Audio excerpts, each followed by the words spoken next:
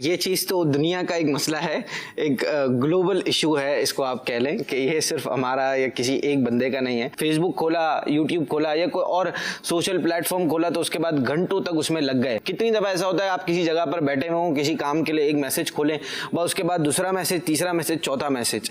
एक और चीज़ भी है कि इररेलेवेंट इन्फॉर्मेशन पर भी हमारा बहुत ज़्यादा फोकस होता जा रहा है कि हम हर चीज़ मतलब क्राउड ऑफ इंफॉर्मेशन है इस वक्त। ये एक टर्मिनोलॉजी बोली जाती है कि हर कोई बस जो इन्फॉर्मेशन आ रही है ले लो, या फिर लोग इसलिए इन्फॉर्मेशन आजकल हासिल करते हैं। ये भी रिसर्च है कि लोग इसलिए ज्यादा मालूमात हासिल करते हैं कि हम गैदरिंग में या कहीं सोशल एक्टिविटीज में या किसी दावत में जाकर बैठें तो हम बता सकें हमें ये भी पता है भाई, पॉलिटिक्स के बारे में मुझे पता है भाई, इनको ये भी पता है, इनको ये भी पता है, तो लोग आपसे ज्यादा रुजू करें। आपको क्या इसलिए सिर्फ चाहिए कि लोगों को आप बता सकेंगे मेरे को इसके बारे में भी मालूमात है, मुझे भाई इसका भी पता है, डॉक्टर को इंजीनियर का पता है, इंजीनियर को वकीलों का पता है। तो जिसकी जो फील्ड है वो अपनी फील्ड में ही ज्यादातर मालूमात हासिल करे। इसके लिए बहुत सारे अच्छे अच्छे ऑप्शंस हैं। अब मिसाल के तौर पर अगर आप YouTube यूज कर रहे हैं, आपने एक वीडियो देखी, उसके बाद दूसरी वीडियो पर आए तो आपको रिकमेंडेशन आ रही होती हैं बहुत सारी कि आप ये वीडियो देखें, आप ये वीडियो देखें। तो नॉट इंटरेस्टेड का जो एक ऑप्शन है वो बहुत अच्छा है। मिसाल के तौर पर आपके पास कोई वीडियो आई, अब मिसाल आप मदनी चैनल की कोई वीडियोस देख रहे हैं, आपको उसमें से कोई दूसरे चैनल की कोई वीडियो आती है तो आप उसको नॉट इंटरेस्टेड का कर दें, तो आपको थोड़े दिन बाद दोबारा आएगी कोई और वीडियो, तो आप उसको नॉट इंटरेस्टेड कर दें।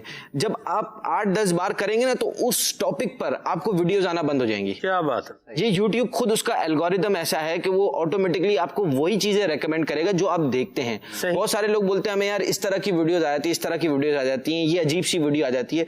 तो इसकी बहुत बड़ी वजह ये होती है कि आप उस तरह की वीडियोस खोलते हैं, भले आप खोलने के बाद पूरी नहीं देखते। आप जब खोलते हैं तो वो YouTube के पास ये जाता है कि भाई ये इस तरह की वीडियोस खोलता है, जब वो खोलता है तो उस तरह की वीडियोस रेकमेंड करता है। ठीक है। इसके अलावा एक और ऑप्शन होता है मोबाइल में। अब आप कोई भी एप्लीकेशन यूज करते हैं तो डिजिटल वेलबींग, या आप एप्पल प्ले स्टोर से भी डाउनलोड कर सकते हैं, एंड्रॉइड के भी प्ले स्टोर से डाउनलोड कर सकते हैं डिजिटल वेलबींग। कुछ के मोबाइलों में आती है, मेरे मोबाइल में ऑलरेडी है। एक डिजिटल वेलबींग के नाम से एक ऐप है, इसमें आप अपनी एप्लीकेशंस के टाइमर सेट कर सकते हैं। मिसाल के तौर पर आप फेसबुक यूज करते हैं, तो आपने कहा है मैंने 15-20 मिनट से ज्यादा यूज नहीं करनी इसको दिन में, तो आप 15-20 मिनट का टाइमर लगा दें और 15-20 मिनट बाद वो एप्लीकेशन खुद ही बंद हो जाएगी। सही। और आप ये भी कर सकते हैं कि मैंने सुबह 8 बजे से लेकर शाम को 5 बजे तक कोई भी इस तरह की एप्लीकेशंस नहीं देखनी, तो उसमें एक फोकस मोड होता है। फोकस कि आपको सिर्फ 5 से 6 एप्लीकेशन नजर आएंगी, बाकी नजर ही नहीं आएंगी 5 बजे के बाद। तो आप देखें, एक ये भी होता है, एक तो ये आप ये बोले कि यार एक बंदे को देखनी होगी तो वो खोल के भी देख लेगा, बट अगर आप इसको एक दफा लगाएंगे ना तो फिर आपको भी सुस्ती होगी दोबारा उसको खोलने में और जाने में, और बार बार तवज्जो भी नहीं जाएगी।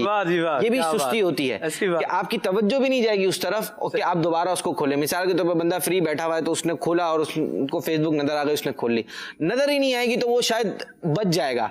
और ये हो सकता है कि वो दोबारा जाके फोकस मोड पे खोले, हाँ जब काम होगा तो खोलेगा, अगर काम नहीं है तो बोलेगा यार अभी कौन जाकर खोले, उसको ऑफ करे, फिर आए दोबारा, फिर एप्लीकेशन खोले, फिर जाके उसको बंद करे। तो ये भी एक सुस्ती भी होती है, थोड़ी हडल भी होती है, तो इसमें बंदा बहुत सारी चीजों से बच जाता है। यही फेसबुक, जितने भी सोशल प्लेटफॉर्म्स हैं, कोई भी एप्लीकेशन है, इन सब के ऑप्शंस हमारे मोबाइल फोन्स में मौजूद हैं, अगर हम उसको उस तरीके से यूज करें और अच्छी तरह उसको यूज करें।